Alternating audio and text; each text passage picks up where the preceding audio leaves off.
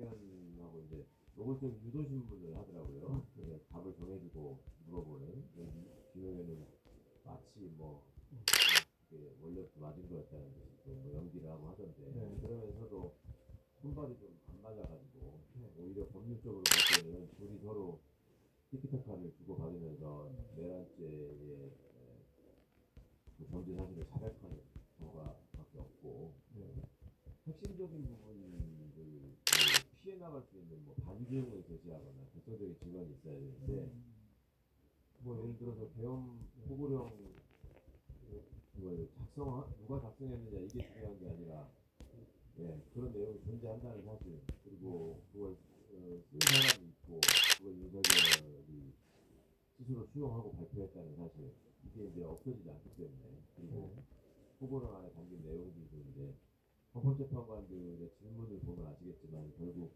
헌법적 차원에서 이 헌법 파괴 행위가 무엇인가, 위헌 위법 사실이 무엇인가 많이 이제 현재의 관심이잖아요.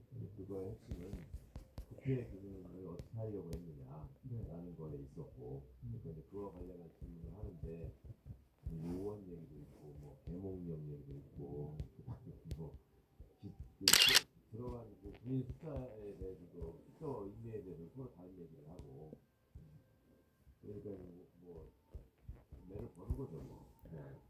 앞으로도 계속 좀 윤석열이 직접 신문하고 했으면 좋겠습니다. 이 질의하는 신문하는 그런 과정에서 윤석열이 하는 모습 저도 그 유심히 봤는데 오늘 계속 진짜 심하게 깜빡이더라고요. 깜빡이면서 내 말이 맞지? 기억나지? 뭐 이런 거 이런 느낌. 그렇죠.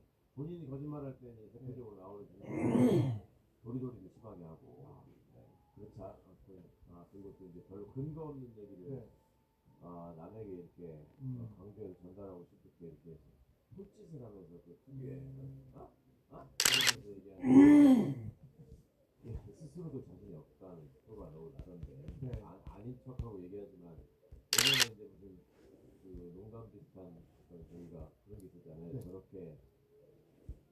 저런 개소리를 저렇게 열심히 하나 딱 그런 수준.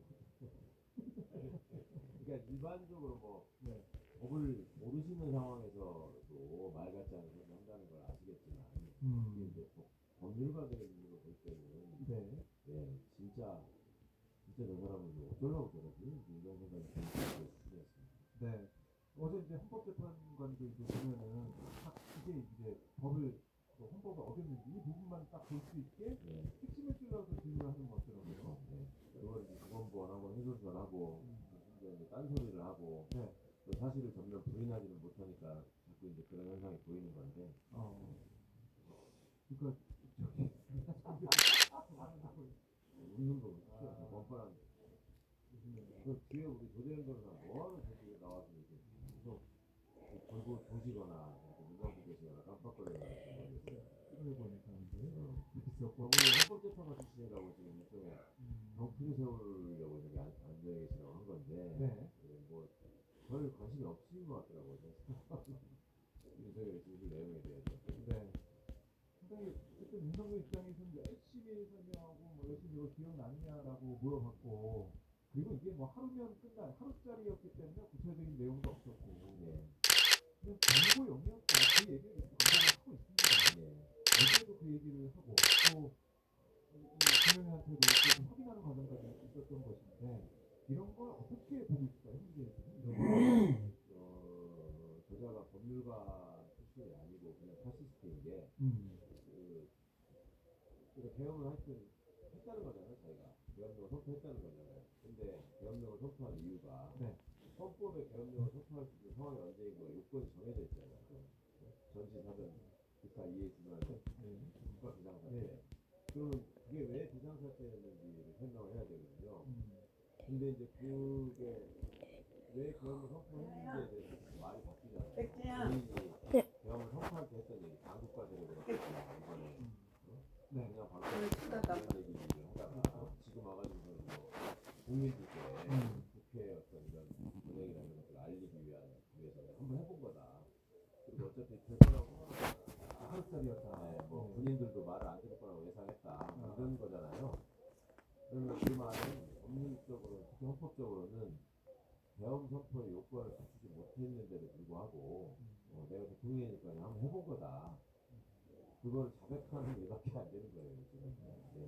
어떻게보면 그리고 이제 진짜 부서도 안 되고 요건들이 안 맞고 있는 관련 절차 규정을 일체 지키지 않았다라고 네. 하는 거는 뭐 너무 명백하니까 그걸 안 했냐고 물어보지 않잖아요. 대통령들이. 그리고 이제 결정적으로 그 계엄을 통해서 노리려는 바가 네. 단순한 정보용이냐, 실제로 국회의 기능을 마비시키려고 한 것이냐, 이런 부분에 헌법재판관들이 관심이 있었던 거죠. 네. 그래서 물어보잖아요. 이러이러한 표현이나 박수의 정황이나 또 기재부장과 지성목에 건넨 문건이나 이런 것들을 보면 그건 다 지금 국회 기능을 거라고 볼 수밖에 없지 않느냐. 그래서 국회 비상입법기구라는 점에 대해서 비상입법기구라는 점에 대해서 하고 전두환의 국보위 입법회의하고는 다른 거다라고 계속 강변을 하던데, 그러니까 본인들도 아는 거예요.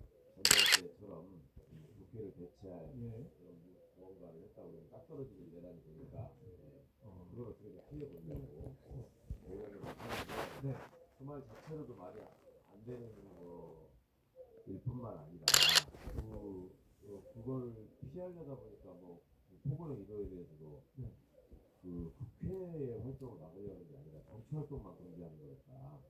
국회가 입법 활동을 해야 되는데 정치 활동을 금지하려는 거였다는 식으로 얘기하잖아요. 그 입법 활동이 정치 활동에서 이루어지는 거지.